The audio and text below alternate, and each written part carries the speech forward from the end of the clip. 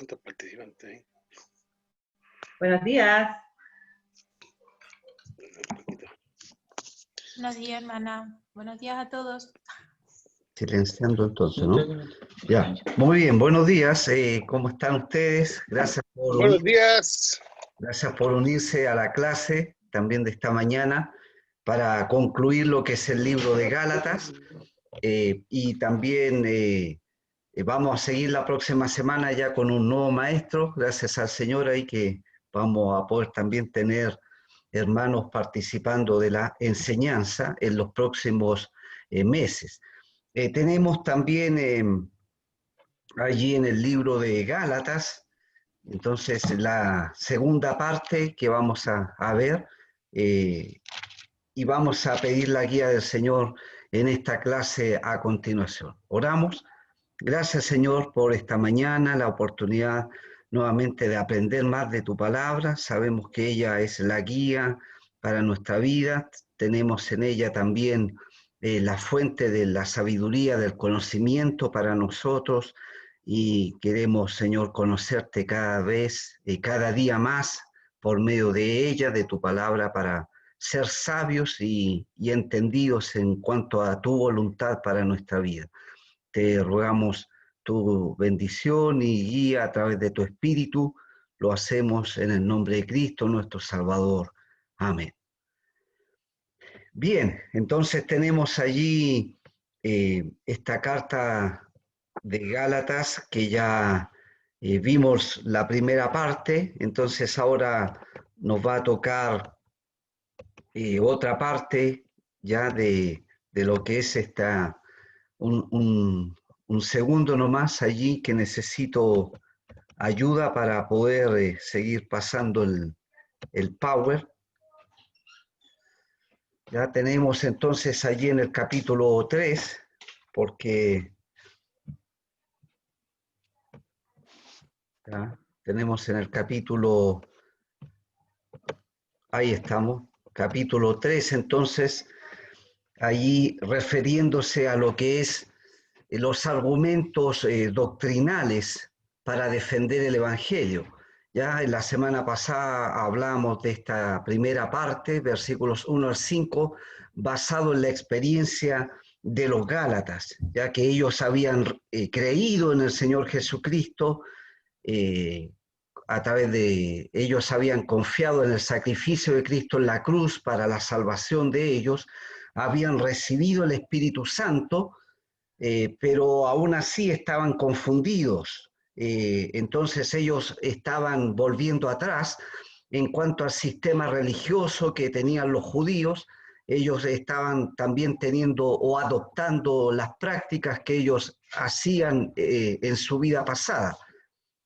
Después tenemos entonces también allí en la letra B, para abarcar a partir de hoy, versículos 6 al 18, en donde vemos también el pacto, un repaso del pacto que Dios hizo con Abraham, que también lo tenemos allí en el libro de Génesis, y también reiterado o mencionado en el libro de Romanos, ¿ya? Y en ese caso vemos a Dios haciendo también este pacto con Abraham, promesas de bendición por la fe, ¿ya? Y por la fe, esa misma fe que tuvo Abraham, cualquier persona, cualquier ser humano que ponga su fe en las promesas de Dios, también va a tener la bendición de Dios, ¿ya? Él va a poder tener la bendición de Dios, ya sean judíos o gentiles.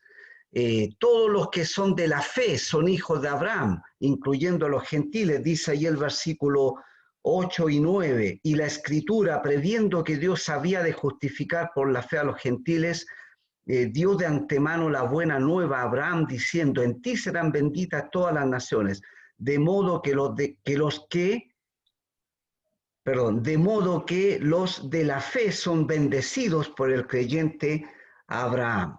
Entonces ahí tenemos a los gentiles también siendo parte de esa bendición de Dios a causa de la fidelidad de Abraham.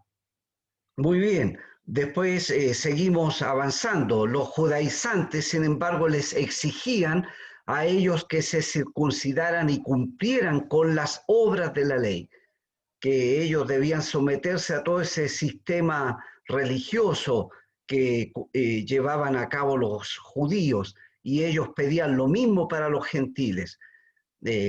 Pero dice allí el apunte también, Pablo recalca que la ley maldice al que no la cumple, como dice en el versículo 10, porque todos los que dependen de las obras de la ley están bajo maldición, pues escrito está, maldito todo aquel que no permaneciera en todas las cosas escritas en el libro de la ley para hacerlas. Así que para Dios es todo o nada, no es algo intermedio, y si ellos no cumplían con todo, entonces igual eran culpables y eran transgresores de la ley. Dice allí, la ley nos condena y no nos ayuda a vivir una vida santa. Por más que sigamos cumplamos con todos los requerimientos de la ley, eso no nos lleva a una santidad, sino que solamente el haber confiado en Jesucristo, el haber recibido el Espíritu Santo en nuestra vida, es la única manera que nosotros, sometiéndonos a la guía del Espíritu, vamos a poder vivir en santidad, y no por cumplir una serie de reglas o de mandamientos que demandaba la ley. Cristo nos libró de la maldición de la ley cuando fue colgado en la cruz, dice también allí versículo 13. Cristo nos redimió de la maldición de la ley, hecho por nosotros maldición, porque está escrito, maldito todo el que es colgado de un madero. Entonces, eso estaba también allí en el Antiguo Testamento, Deuteronomio capítulo 21, versículo 23. Ya lo puedo leer entonces, Deuteronomio capítulo 21 y versículo 23. Dice allí, es el último versículo de ese capítulo. No dejarás que... voy a leer versículo 22. Si alguno hubiere cometido algún crimen digno de muerte y lo hicieres morir y lo colgares en un madero, no dejarás que su cuerpo pase la noche sobre el madero. Sin falta lo enterrarás el mismo día, porque maldito por Dios es el colgado, y no contaminarás tu tierra que Jehová tu Dios te da por heredad. Entonces allí está una maldición en aquel que era colgado en un madero, ¿no? Y como Cristo fue colgado en la cruz del Calvario, Él también llevó sobre su cuerpo nuestra maldición a causa del pecado. Versículo 14, importante, para que en Cristo Jesús la bendición de Abraham alcanzase a los gentiles, a fin de que por la fe recibiésemos la promesa del Espíritu. Así que ahí somos bendecidos por ser creyentes, así como fue Abraham, y además también hemos recibido la promesa del Espíritu Santo en nuestra vida.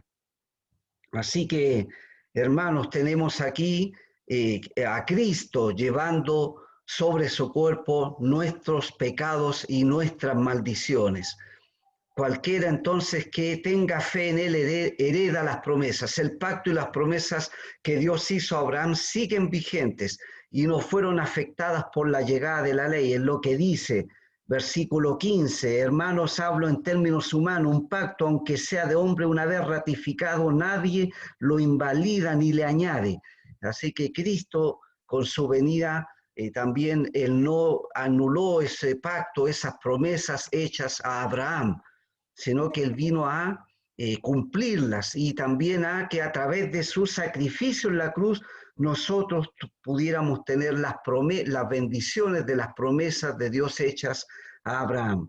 Y dice también ahí en el versículo 17, esto pues digo, el pacto previamente ratificado por Dios para con Cristo, la ley que vino 430 años después no lo abroga para invalidar la promesa. Así que en ese caso tenemos que la ley entonces no anuló las promesas de Dios, ¿ya? Y las bendiciones de Dios fueron anteriores a la llegada de la ley. Bueno, Dice también allí el apunte para seguir avanzando. A ver, no puedo. No, se me volvió aquí a trabar esta cosa.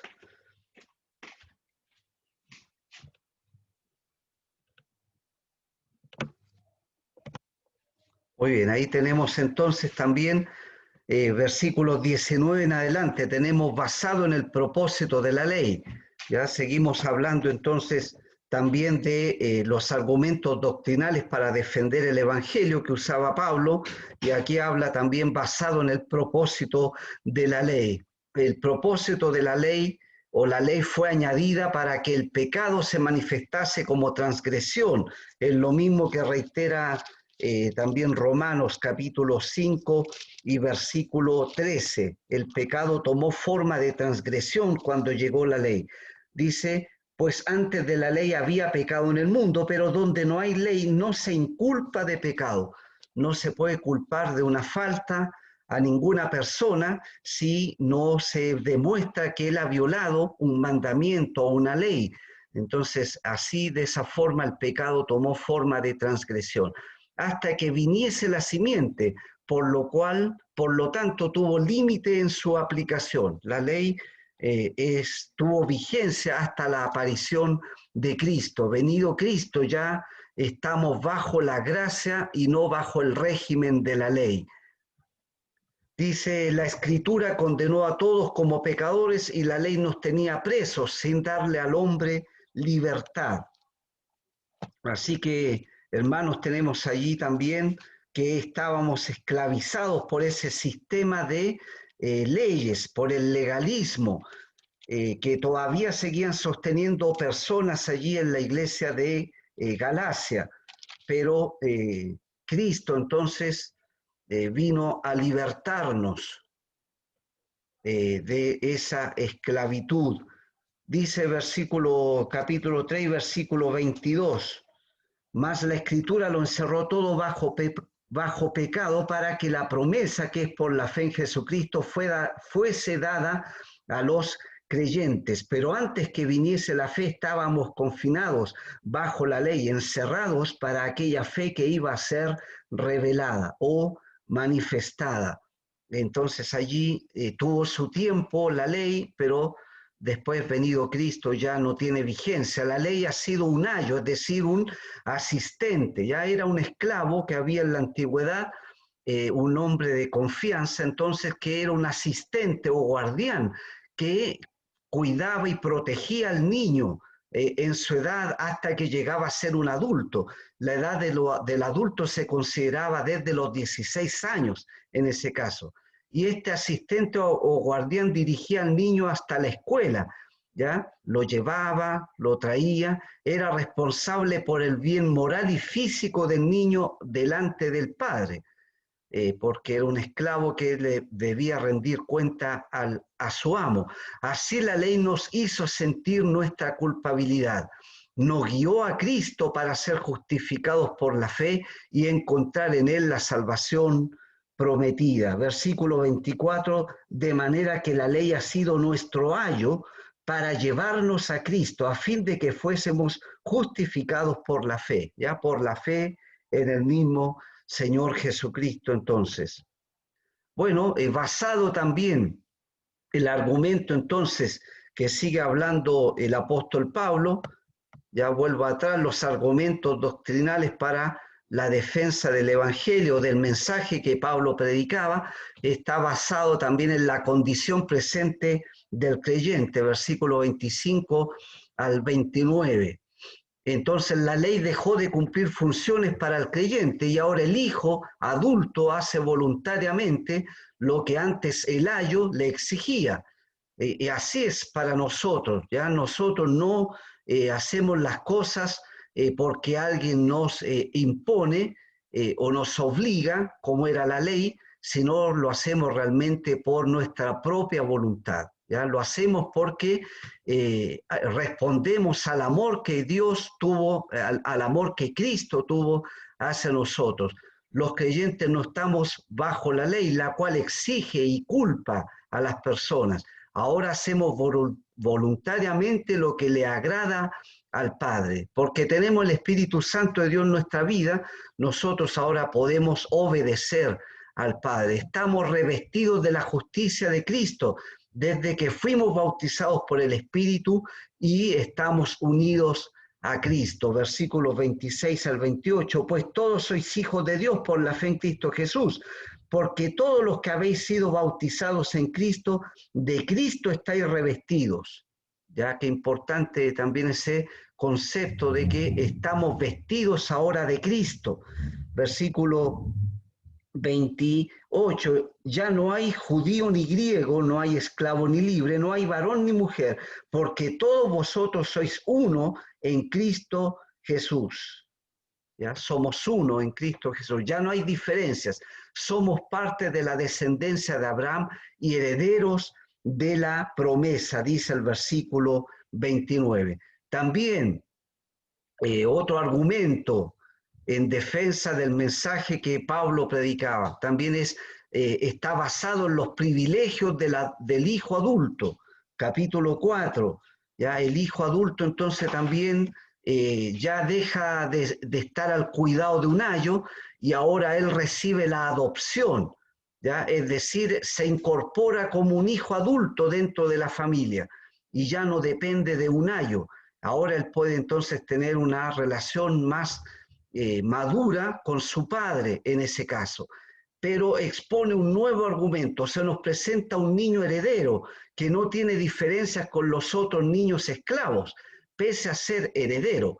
Él está sujeto a tutores y administradores de sus bienes hasta cierto tiempo, como dice ahí versículo 2, sino que está bajo, capítulo 4, versículo 2, sino que está bajo tutores y curadores hasta el tiempo señalado por el Padre. Así también nosotros estábamos esclavizados por la ley y las tradiciones o por todo tipo de religión o práctica idolátrica. Ya los judíos siguen ellos presos de o esclavizados de las leyes y las tradiciones, pero nosotros los gentiles, ¿no? ¿Cuánta verdad hay en esto? Que estábamos esclavizados por sistemas religiosos y por prácticas idolátricas, ¿ya? Esa era la condición de nosotros, los gentiles. Pero eso tenía su tiempo, porque venido Cristo, entonces ahora nosotros podemos encontrar la libertad. Dice en versículos 4 al 6 tenemos la obra del Padre, vamos a ver la obra del Hijo y la obra del Espíritu Santo. Es el Padre quien envía a su Hijo para que viniera a rescatarnos. Y es también el Padre que envió el Espíritu de su Hijo a nuestros corazones, como dice el versículo 6. Y por cuanto sois hijos, Dios envió a vuestros corazones el Espíritu de su Hijo, el cual clama, Abba, Padre. Pero Dios el Hijo también fue quien se hizo hombre, como dice el versículo 4, que Dios envió a su Hijo nacido de mujer y nacido bajo la ley, para que redimiese a los que estaban bajo la ley, a fin de que recibiésemos la adopción de hijos. Así que Él pagó el rescate en la cruz para librarnos de la esclavitud a la ley y el pecado, a fin de ser adoptados como hijos en la familia de Dios. Ahí tenemos entonces también la obra del Espíritu. Nos hizo entender la obra del Hijo. Ya cuando se nos enseña, se nos ha predicado el Evangelio, si no fuera por la obra del Espíritu Santo no habríamos entendido, no, ese velo que ciega el entendimiento no habría sido quitado de nosotros. Por lo tanto, el Espíritu hace que nosotros entendamos la obra que hizo el Hijo al morir en la cruz por nuestros pecados. También la selló esa obra en nuestros corazones, porque de hecho fuimos sellados por el Espíritu Santo. Y también nos mueve a decirle a Dios, Padre o Papá, ya nos mueve a decirle o a comunicarnos con Dios de padre a hijo, papá o papito, ¿no? Como dice esa expresión, Abba, del versículo 6. En el versículo 7 tenemos la posición del creyente, de que ahora somos herederos, y no solo hijos, sino también herederos. Versículo 7, así que ya no eres esclavo, sino hijo, y si hijo, también heredero de Dios por medio de Cristo. Sí, así que tenemos una posición de hijo en la familia de Dios y tenemos derecho a la herencia también juntamente con Cristo. Bueno, después termina diciendo versículos 8 al 11, el reproche de Pablo de que en el pasado estos creyentes, cuando no conocían a Dios, eran esclavos de los rudimentos religiosos, ¿ya? Y ahora, por consejo de otros o de esos maestros judaizantes, ellos estaban retrocediendo a esas mismas creencias o esas creencias parecidas. También tenemos otro argumento basado en la realidad de los Gálatas. Ya Pablo se había adaptado a ellos para ganarles para Cristo. Había llegado a ellos con problemas de salud en uno de sus viajes misioneros. Y ellos recibieron el mensaje y recibieron al apóstol Pablo con un amor también especial.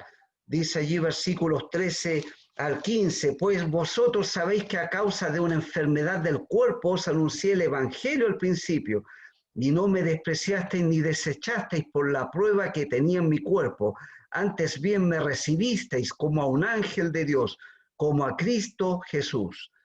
Ahí está entonces cómo ellos le habían recibido, le habían mostrado amor al apóstol.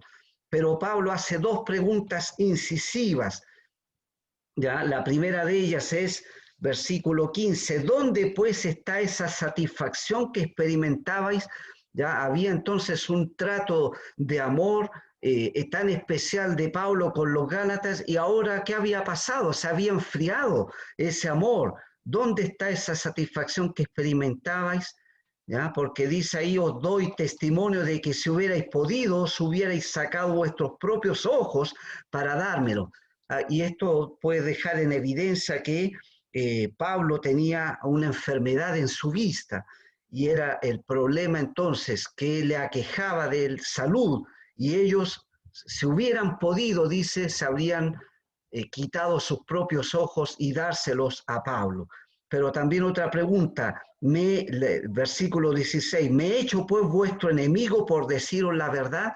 Entonces ellos como que se habían ofendido en alguna forma por lo que Pablo les estaba allí exhortando, pero Pablo lo hacía porque les conocía y además porque les amaba. Eran los judaizantes quienes querían apartar a estos creyentes de Galacia de esa cercanía que ellos habían tenido con el apóstol Pablo, ¿ya? Ese amor, esa cercanía. De esta forma Pablo desenmascara los propósitos de los falsos maestros.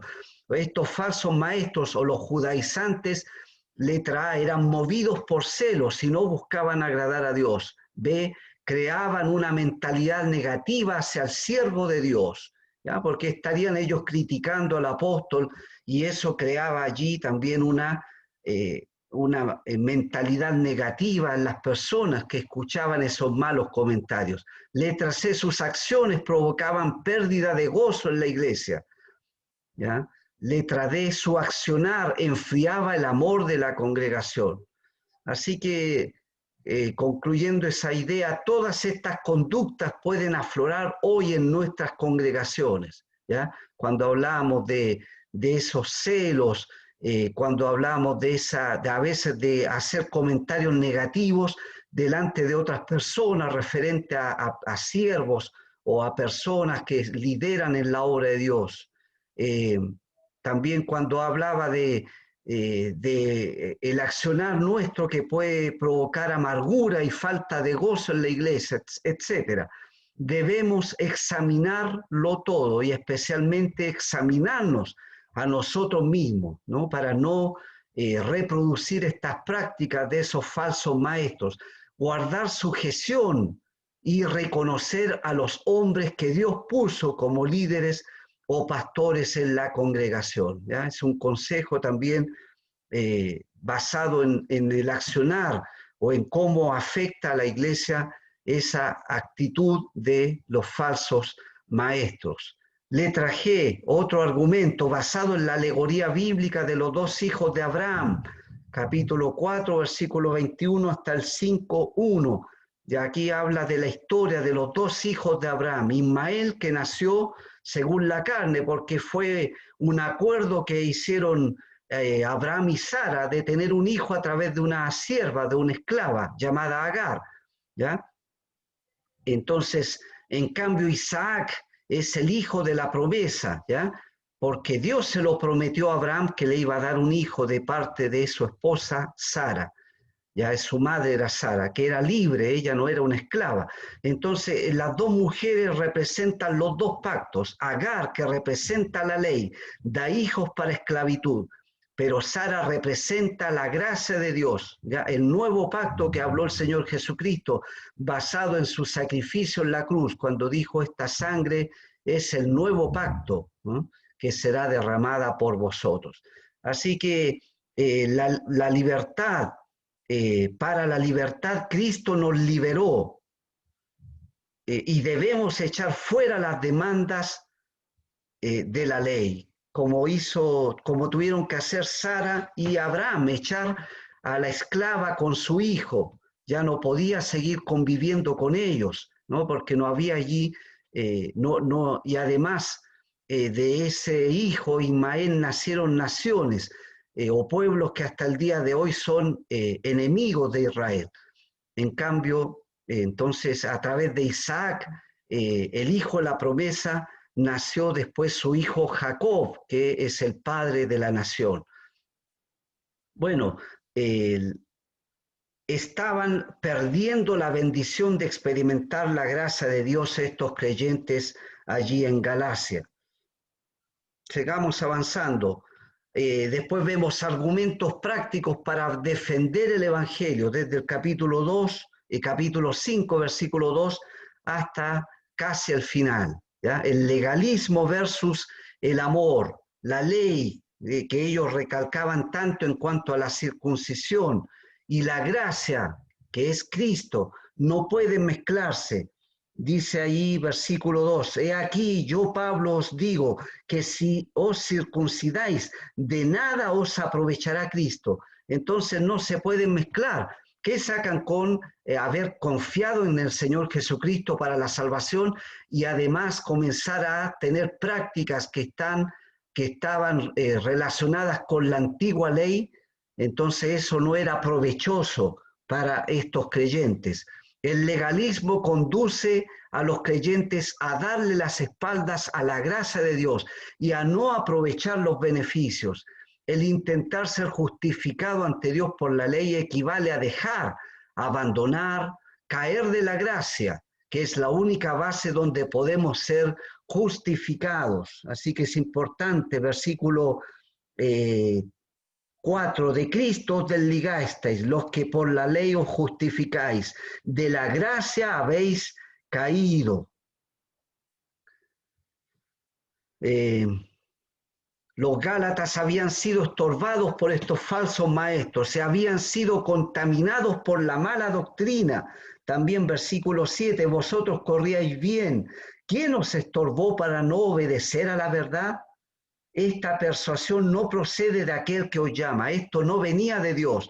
Esas falsas enseñanzas entonces era de estos judaizantes o falsos maestros y habían sido contaminados estos creyentes. Pablo dice que la libertad que tenemos debe ser empleada para servicio mutuo por amor, y el fruto del legalismo, ¿ya? En cambio, el fruto del legalismo es celos, envidias y peleas. Entonces, allí habla de que la libertad, dice el versículo 13, porque vosotros, hermanos, a libertad fuisteis llamados, solamente que no uséis la libertad como ocasión para la carne, sino servíos por amor los unos a los otros, ¿ya?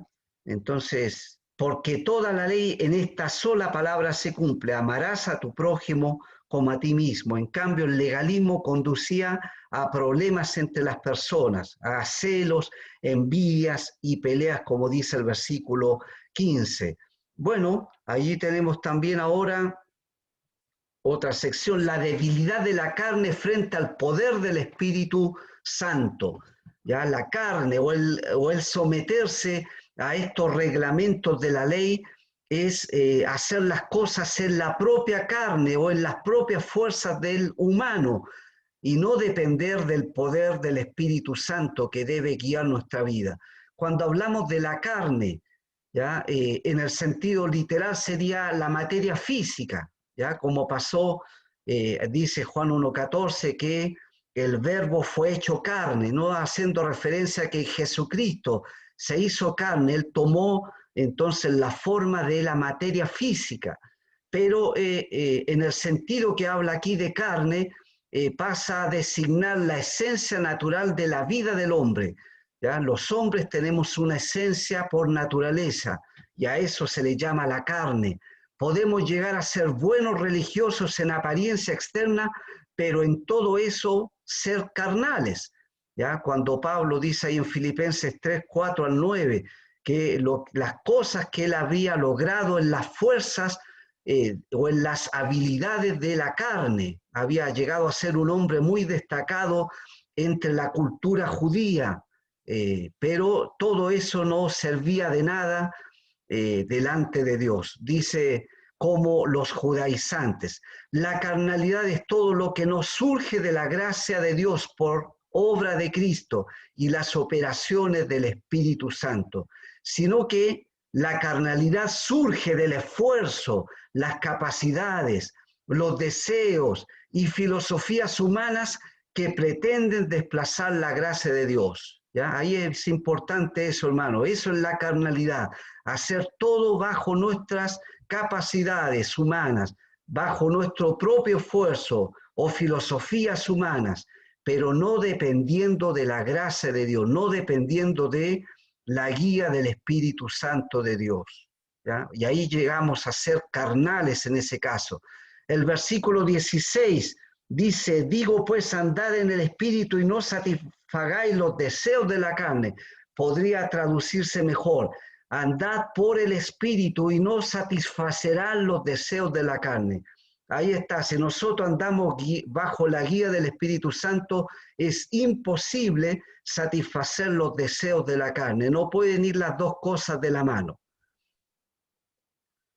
Hay una lucha en nosotros entre el Espíritu y Dios. Entre el Espíritu de Dios y mi ego carnal.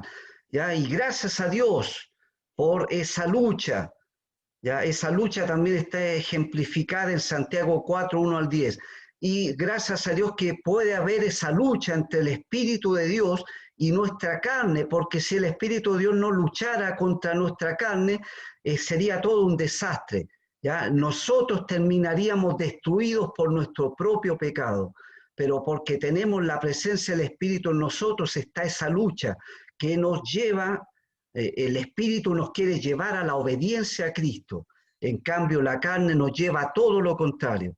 Y es bueno que haya en nosotros esa lucha entre el Espíritu de Dios y el ego carnal que hay en cada uno de nosotros.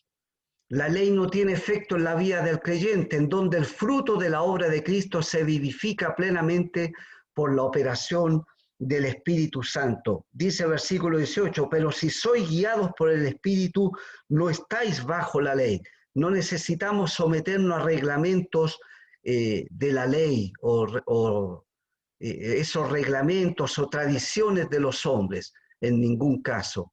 Las obras de la carne se hacen manifiestas en muchos pecados. El yo caído marca su propio rumbo menospreciando a Dios y a los semejantes. Ahí habla versículos 19-21 de las obras de la carne, ¿no? Toda una lista de pecados allí que se pueden cometer cuando uno desprecia a Dios y a los semejantes. Pero versículos 22-23 habla del fruto del Espíritu, ¿ya? Y lo que hace es reproducir el carácter de Cristo en nuestras vidas. Cuando habla del amor, es el amor divino en beneficio de nuestros hermanos. cuando habla del gozo, es la honda satisfacción que brota de nuestra relación con Dios. La paz es el estado de tranquilidad que experimentamos y manifestamos porque han cesado las luchas del yo. La paciencia es largura de ánimo, la actitud que soporta las adversidades y no se irrita fácilmente. La benignidad, que es cortesía, es cariño y no dureza de trato, ¿no? Cuando estamos con otros debemos ser benignos, ¿ya? Y no tratarlos con, ¿no es cierto?, con falta de cortesía. La bondad, que es carácter esencialmente bueno, ¿ya? La fidelidad, ¿ya? Ahí dice fe, pero se traduce mejor fidelidad, y también el Espíritu provoca fidelidad en nosotros hasta el fin, y también provoca el Espíritu en nosotros mansedumbre, la persona que no se estima a sí misma en nada y cede a los demás, ¿no? Le da la preferencia o el lugar a otros. Eso es mansedumbre. Y la templanza, que es el control de uno mismo, ¿ya? El autocontrol o el dominio propio. Pablo recalca una verdad doctrinal y exhorta a experimentarla en la vida práctica. Dice allí versículo 24, pero los que son de Cristo han crucificado la carne con sus pasiones y deseos. ¿Ya? O sea, ya no estamos controlados por la carne o por nuestro dominio propio, por ese yo carnal. Por el... me refiero a que uno carnalmente, ¿no?, cuando hace las cosas, sino bajo el Espíritu de Dios. Dice versículo 25, si vivimos por el Espíritu, andemos también por el Espíritu. ¿Ya? Es decir, si fuimos salvos por Él, también debemos someternos a Él. Versículo 26, no nos hagamos vanagloriosos, irritándonos unos a otros, envidiándonos unos a otros. Muy bien, y allí tenemos entonces también la siguiente sección, la libertad cristiana y la comunión con los hermanos. Capítulo 5, 26 al 6, 10. Bueno, allí entonces se habla de cómo los creyentes deben mostrar también su temple espiritual cuando se corrigen unos a otros o mutuamente cuando hemos sido sorprendidos en el pecado. De eso trata. Ya debe ser con mansedumbre, compartiendo las cargas unos con otros y cumpliendo el mandato del Señor de amarnos unos a otros.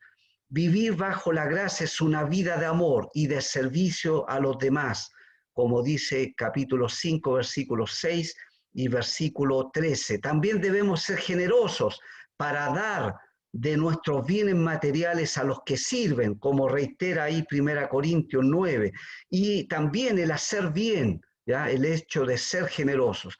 En ese contexto habla también de la siembra y la cosecha. El legalista siembra con esfuerzos humanos fuera de la guía del Espíritu y cosechará corrupción. No va a conseguir nada nuevo, nada bueno, no va a lograr la santificación en su vida. En cambio, el que siembra para el Espíritu recogerá frutos para vida eterna. Es mejor el amor que el legalismo. Es mejor el amor que el legalismo. Es más poderoso el Espíritu que nosotros. ¿Ya? Así que el amor y el poder del Espíritu Santo deben guiar nuestras vidas. Y después habla allí, entonces, también del epílogo, ¿no? Ese antagonismo que existe entre la circuncisión y la cruz. Pablo culmina subrayando este antagonismo entre la obra redentora de Cristo en la cruz y la obra retrógrada de los judaizantes, ¿ya? En que los gentiles fueran circuncidados. Era lo que ellos demandaban de los gentiles. El circuncidarse evitaba la persecución también, ¿no? Dice ahí versículo 12, todos los que quieren agradar en la carne, estos os obligan a que os circuncidéis, solamente para no padecer persecución a causa de la cruz de Cristo. Entonces, claro, se evitaban allí el ser perseguidos por los judíos, como le sucedió al apóstol Pablo allí en sus viajes misioneros, que debía huir allí de los judíos que querían entonces matarlo. Los judaizantes se jactaban en las cosas de la carne, pero Pablo se gloría en la cruz del Señor. Versículos 13 y 14. Porque ni aun los mismos que se circuncidan guardan la ley, pero quieren que vosotros os circuncidéis para gloriarse en vuestra carne. Pero lejos esté de mí gloriarme, sino en la cruz de nuestro Señor Jesucristo, por quien el mundo me es crucificado a mí, y yo al mundo. Lo que realmente tiene valor es la nueva creación en Cristo y no un rito religioso. ¿Ya? Hay paz y misericordia para los que aceptan el concepto de la nueva creación en Cristo, versículos 15 y 16. Porque en Cristo Jesús ni la circuncisión vale nada, ni la incircuncisión, sino una nueva creación. Y a todos los que anden conforme a esta regla, paz y misericordia sean a ellos y al Israel de Dios. ¿Ya? Porque dentro de los israelitas hay verdaderos creyentes. Ha habido a través de la historia verdaderos creyentes en Jesucristo. Y ellos también son parte de la iglesia. Entonces ahí está la nueva creación en Cristo. Eso es lo que tiene valor, no el antiguo sistema de la ley, no vivir todavía aferrado a esas tradiciones. Pablo llevaba en su cuerpo, para concluir, las cicatrices que él había recibido en la persecución, ¿ya? Que hablan más elocuentemente que las marcas de la circuncisión que los judaizantes trataban de imponer. Por eso él dice aquí, versículo 17, de aquí en adelante nadie me cause molestias, porque yo traigo en mi cuerpo las marcas del Señor Jesús. Y ahí se refiere a las cicatrices que fueron obtenidas en su vida en persecución, padecidas, ¿ya? Padecidas en la persecución que él tuvo que enfrentar durante su ministerio. Y eso entonces hablaba más fuerte o más elocuentemente que esas marcas o cicatrices de las cuales se jactaban los judíos, que era en la circuncisión, la cual ellos querían imponer. Así que, hermanos, ahí tenemos este libro que habla de la libertad en Cristo, a no estar sometidos al yugo de esclavitud de la ley. En Cristo tenemos una nueva creación y debemos vivir bajo la gracia de Dios, esa gracia que nos motiva a vivir en amor y a servirnos unos a otros, a dejar que el Espíritu Santo tome control y dominio de nuestra vida para manifestar el fruto del Espíritu en nosotros. Les invito a orar y a dar gracias a Dios por esta clase, y la próxima semana seguirá Efesios con un nuevo maestro a cargo. Ya les invito a orar. Gracias, Señor, por este tiempo de enseñanza de tu palabra. Pedimos que podamos, Señor, repasar estas verdades en nuestro corazón, recordarlas también para poder hacerlo práctico en nuestra vida. Señor, en poder dejar a tu Espíritu guiar y controlar nuestra vida para no sufrir las consecuencias de las obras de la carne, sino que dejemos que Él haga el trabajo en nosotros para producir el fruto de la madurez que debemos tener en Cristo Jesús. Te lo pedimos esto en el nombre de Cristo, nuestro Salvador. Amén. Muy bien, hermanos, perdón ahí los minutos que me pasé, pero en pocos instantes manténgase conectado. Vamos a tomar entonces el inicio de nuestra reunión familiar.